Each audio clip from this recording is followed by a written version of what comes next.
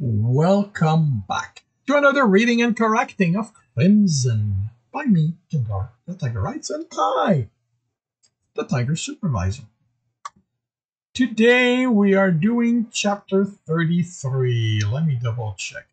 I hope it's 33. Nope, we are doing 35. This is how well prepared I am.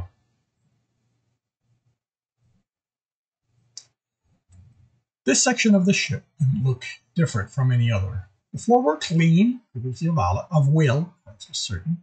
The walls were gray, but the terminal at the intersection didn't work. That, as far as Alex could tell, was the only signal post that he was entering Anders' territory. When he'd asked the system for Anders, he'd gotten it. But he'd also been informed that he had a block of 20 rooms assigned to him. As far as Alex knew, no one else had more than one room, and only a few were quarters, at least by their size. Most were large enough to hold a meeting or parties. Milo had mentioned something about that, hadn't he? Felt to Alex like there was enough space they could keep to themselves, but he hadn't noticed any aloofness from Anders' gang. Even Anders was cordial enough with everyone except Alex. Come here within minutes of getting the idea. He knew that if he waited, he would have lost his nerve, and it might have taken him days to work them back up. He'd looked at himself just to make sure he no longer looked like a passenger and got moving. He hadn't told anyone, which he knew was a bad idea. If Anders decided he didn't like Alex's offer, there was no telling what he'd do, but his friends would have talked him out of it. He was nervous about it already, and it wouldn't have taken much to convince him not to come. Alex hesitated at the door. Other than the terminal, there were no signs on the door. It wasn't even locked. Anders had been here long enough. Everyone had to know what was his by now. Pulled out his data pad and checked again that he was here. He was, along with a dozen people. He pulled out his data pad and checked again that he was there. He was, along with a dozen of his people. The list of names was on the side, but he didn't pay attention to them. Put the data pad away, calmed his nerve, and entered. Sound of conversation and laughter told him where they all were, and Alex stopped only when he was in that doorway. The room was large, with a conference table pushed against the wall, bottles covering it. Chairs were spread around the room with people slouching on them, glasses in hand, listening to Anders, who was seated on the edge of the table. He was the first one to notice him and stopped in the middle of what he was saying, a stunned expression on his face. Slowly, the other turned and eyed Alex as the room fell silent. "You've got balls," Anders said when he found his voice. "I've got to give you that."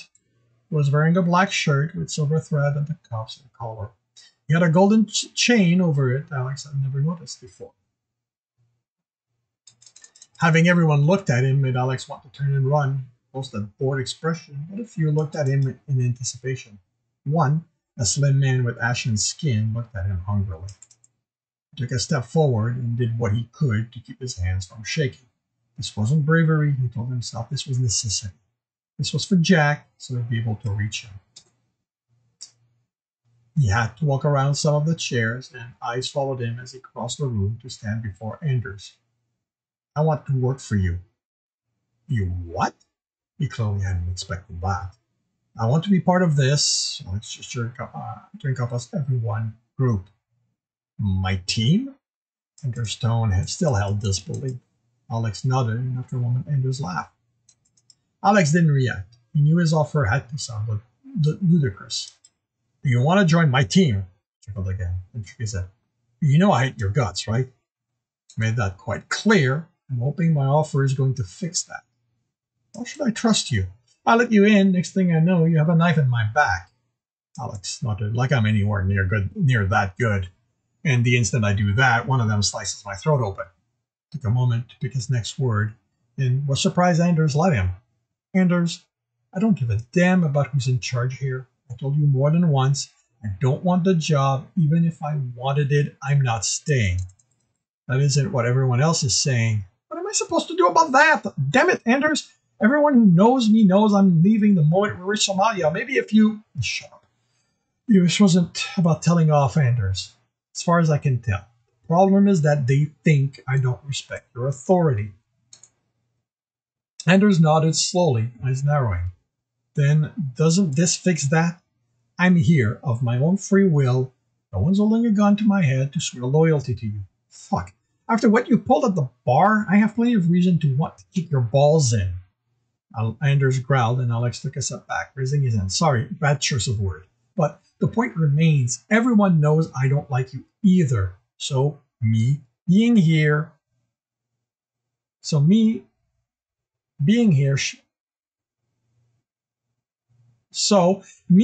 should say something. The man relaxed a little. How do I know you're serious? Anders, come on. I'm here, alone. I'm not even armed. What else do I need to do to prove I'm serious about this? Anders became thoughtful, then a smile creased his lip. I'm not sleeping with you, Alex stated. Don't worry, I've got nothing to gain with that this time. So that offer at the party, what would you have done if I'd gone with you? I'd have taken you. I'd have done what I had to get you under my control. Looked Alex over. I don't know. Still not convinced you're serious about this. Someone cleared this throat. I'm not sleeping with any one of them. I'm not sleeping with any of them. Alex was certain the hungry one had been who made the sound. Anders waved that aside. And, Alex continues, I have conditions. Anders looked at him. You're kidding, right? You think this is a negotiation? Alex ignored the words. 1, I don't do anything that might go against the captain. Do I look stupid to you? Anders growled. Alex definitely didn't answer that. 2, I still have work to do with the computer. That has to take precedence. Anders threw his hands in the air. Fine, what else? Maybe you expect me to serve you breakfast in bed, wash your clothes, polish your boot while you're at it? Alex rolled his eyes. So, anything else? You seem pretty comfortable dictating to me how things are going to be. Yes, one more. You don't bring my friends into this. I know you have issues with Will and that you don't like Anna and Jim. You're not going to use me to make their lives miserable. All done? Alex nodded. I'll admit that you're bringing a skill my team is lacking at the moment. I can certainly use someone who knows his way around the ship's computer. He made a show of thinking, tapping his lips, tilting his head to the side as he studied Alex. But I have certain standards, and you're not meeting them. Alex opened his mouth, but a glyphometer shut it. If you want to be part of my team, you're going to have to do something about those flabby muscles of yours. And make sure you know how to fight. I'm going to assign no. Anders raised an eyebrow. Have you already forgotten the part where I said that you have to do what I say? So I look stupid, Anders? The man smiled. Well, I don't know. You're here, alone, unharmed, with no way out. You're trying to dictate how this arrangement is supposed to go. I gotta say, it doesn't speak highly of your planning skills. Alex felt the urge to look over his shoulders. He hadn't heard anything, but he was certain there'd be someone blocking the door. If I let one of your people train me, how do I know you're not going to arrange a training accident? You don't like me. You already tried. I'm here in good faith, but I doubt I can expect much of it from you. Anna's already teaching me how to fight. Anders thought it over. He didn't seem impressed, but what he said was, okay, she's competent enough. Who's teaching you to shoot? Jennifer. Knife work? I know it isn't Anna. She doesn't like knives. Louis Smith is teaching me that. Smith? Anders coughed. People snorted. That guy couldn't cut himself out of his clothes. He looked around. Zeph, you teach him and make sure he doesn't get hurt too much. Alex looked over his shoulder to see the golden-skinned man leaning against the wall beside the entrance. Alex thought about protesting, but he felt he'd already pushed back as hard as he could if he wanted a chance of surviving this. Okay, fine. He trains me, and other than the limits I've laid out, I do what you say. Put him to the test, the woman said. Get him to take his clothes off. Yeah, the man leered. I want to see what that pretty ass of his.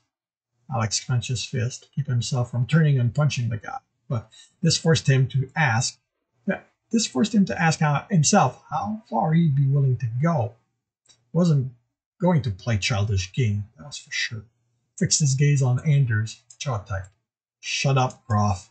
Vic, this isn't a school playground. Our new friend isn't going to make it. Our new friend is going to make it, or not, on his own merit, not because you two want to humiliate him. He got off the table. Everyone up and about. I think we're going to start Crimson's tenure with a run. After all, staying in shape is important for us. A run? Alex asked, surprised. Others groaned. You think all we do is sit here and tell stories? We're an assault force. We need to stay in shape, and right now, that means a run. Alex didn't reply, but that was pretty much what he thought. Talking and drinking. At least running was something he could do now. Will had seen to that. And this concludes chapter 35 of Crimson. If you are enjoying this, please leave a like. If you want to read more of the story or the other books in the series, they are available on all major e-retail. If you want to support me, you can do that via my Patreon and have access to pretty much everything else I've written. And if you want to listen to me or watch me do these live, it's every Tuesday morning, 8 a.m. Eastern Time on Twitch. The rest of the week I write. And with that, the links are in the notes, and with that, I'm tired. I shall wish you a good day.